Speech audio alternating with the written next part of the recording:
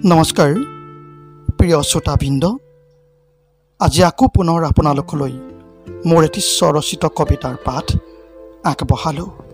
কবিতাৰ শিৰোনাম তুমি মোৰ এজন সঁচা প্ৰেমিক। তুমি মোৰ পোৱাৰ প্ৰাৰ্থনাৰ এটি ভাল লগা অনুভৱ, হৃদয়ৰ ভায়লিনত বাজি উঠা সুৰৰ মূৰ্ছনা, য'ত আৰম্ভ হয় মোৰ প্ৰতিটো দিন তোমাৰ সুৰৰ লহৰত। এতিয়া তুমি মোৰ বুকুত গজি উঠা এক প্ৰেমৰ অনুৰণন, মোৰ উশাহত কঁপি উঠা হৃৎপিণ্ডৰ এটি মৃদু স্পন্দন,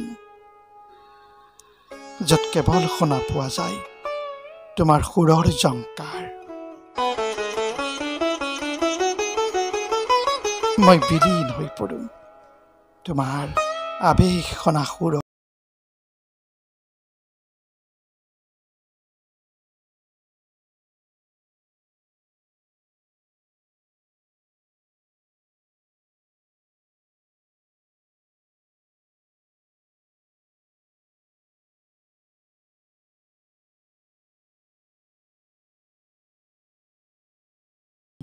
হৃদয়ৰ কোণত গোপনে গোপনে প্ৰেমৰ বাসনাবোৰে ঠন ধৰি উঠে। মনৰ গহনত কেৱল তোমাক কাষত পোৱাৰ হেঁপাহত, তুমি মোৰ পোৱাৰ প্ৰাৰ্থনাৰ এটি ভাল লগা অনুভৱ, হৃদয়ৰ ভায়লিনত বাজি উঠা সুৰৰ মূৰ্ছনা।